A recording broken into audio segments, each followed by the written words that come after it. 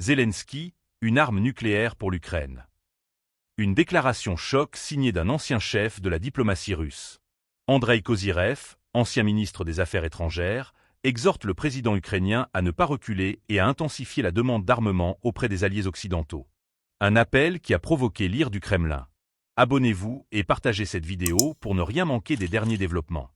Maria Zakharova, porte-parole du ministère russe des Affaires étrangères, ne mâche pas ses mots.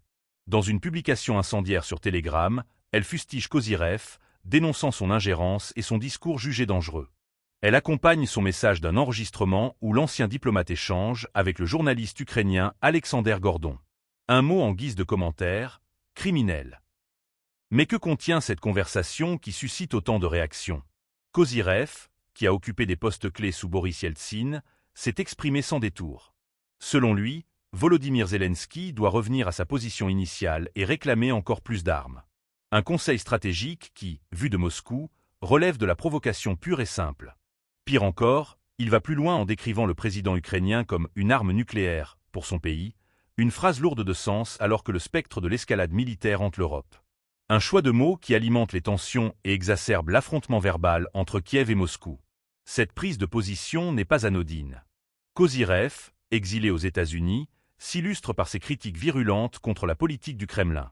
Depuis le début du conflit, il soutient ouvertement l'Ukraine et plaide pour une intervention plus massive de l'Occident.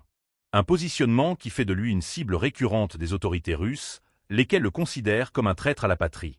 Le Kremlin ne laisse rien passer. Zakharova ne se contente pas de dénoncer les propos de Kozyrev, elle rappelle également son passé en tant que chef de la diplomatie russe.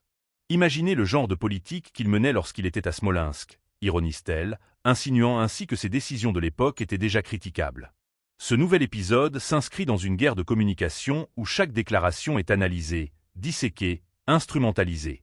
Moscou veut montrer que les voix dissidentes, même celles qui ont un passé au sein du pouvoir, ne seront pas tolérées.